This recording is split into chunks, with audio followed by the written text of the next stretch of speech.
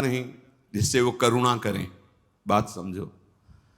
शम्य अपने आराध्य देव को देख करके शांत हो चुके हैं।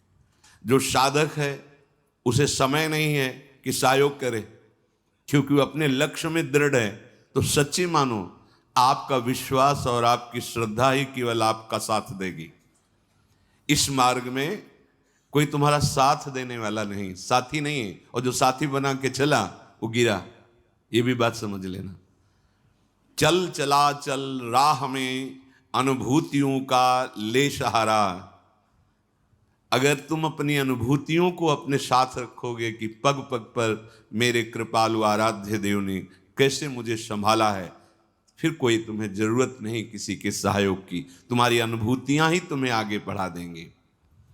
चल चला चल राह में अनुभूतियों का ले सहारा, कौन तेरा साथ देगा, व्यर्थ में किसको पुकारा। इस मार्ग का साथी केवल हरि का भरोसा, हरि का बल है। जो निराश होकर के रोने लगता है, ये भेड़िए की तरह है और बालक के ऊपर ही इनका प्रहार होता है। वयोवृद्ध या ज्ञान वृद्ध के ऊपर भेड़िए का प्रहार नहीं होता। ये काम क्रोध आदि उन्हीं के ऊपर ज्यादा प्रहार करते हैं जिनको रोना धोना पसंद है।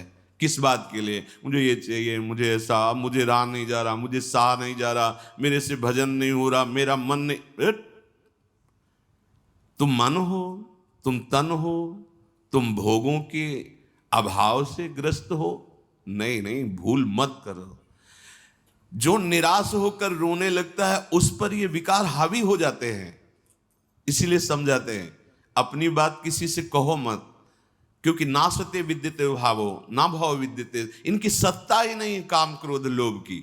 जब आप इनकी सत्ता देते हैं, स्वीकार करते हैं, तो ये आपके ऊपर हावी होते हैं। सच्ची अगर सत्ता ना दे तो इस समय नहीं दे रहे हो सत्ता, कौन सा विकार आपके ऊपर चढ़ा हुआ है। अभी आप उनका चिंतन करें, उनकी सत्ता दे तो अभी जिस विकार का चिंतन करेंगे उसी विकार से ग्रसित हो जाएंगे। जो कमजोर अपने को महसूस करता है, देखो दैन्यता भगवत मार्ग की वो अलग बात है, लेकिन विकारों के लिए कमजोर होना ये भगवत मार्ग के पथिक का लक्षण नहीं है। सहना ही तो है ना।